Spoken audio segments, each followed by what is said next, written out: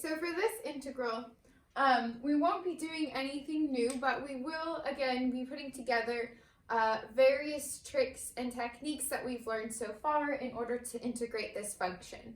So the function we have is e to the x over 4 plus e to the 2x. So the first thing we're going to do is u substitution. So for my u, I'm going to pick e to the x. So that makes my du e to the x dx. And so when we rewrite this, we have the integral of e to the x over 4 plus e to the 2x dx is equal to the integral of du over 4 plus u squared. So now it might be more obvious as to why I picked u substitution first and why I picked e to the x to be u, because now we have something of the form where we can use trig substitution. And so you might recognize a function at first where we have something where we've got like an addition of squares in the bottom. And that might be something that we'll need to use u substitution in order to use trig substitution. So this is of the form a squared plus u squared. So that means our u is going to be equal to a times the tangent of theta. So for our trig substitution, we're going to set u equal to, and so here our a is 2, since 4 is 2 squared, 2 times the tangent of theta. So then that makes our du 2 times the secant squared theta d theta. So now we're going to substitute that in and see if we can integrate. So we have the integral of 2 times secant squared theta d theta over 4 plus 4 tangent squared theta. And so we can pull out some constants and then we're going to be able to use a trig identity.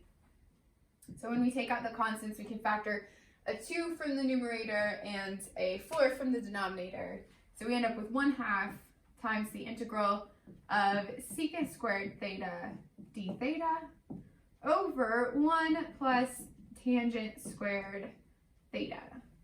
And again, you should recognize this by now. 1 plus tangent squared theta is equal to secant squared theta.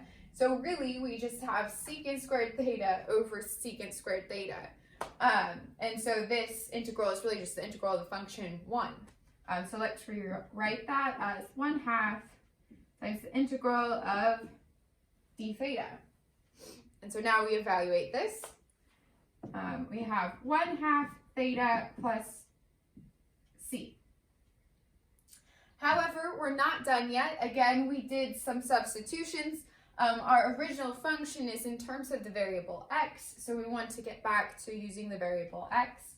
So right now we have theta. Earlier we substituted 2 tangent theta for u, and so in order to figure out what theta is, we can just do some algebra. So if we divide both sides by 2, we have that the tangent of theta is equal to u over 2. So theta is equal to the inverse tangent of u over 2. So let's substitute that in, and we get that this is equal to 1/2 times the inverse tangent of u over 2 plus c. But again, our original variable was x, so we need to substitute for u. U was set equal to e to the x, so we'll plug that in and we'll get 1/2 inverse tangent of e to the x over 2 plus c. And so now that we've gotten back to our original variable, our answer is in its final form. So here we put together u substitution and then we use trig substitution in order to integrate. And we also used some trig identities in order to make that simpler. The thing to be careful about when we're doing multiple substitutions in the same problem is to go in reverse order when you're substituting back variables. to make sure that you wrote down all your substitutions so that you don't lose track of what you're doing, and you can get your answer back into the original variable that you started with.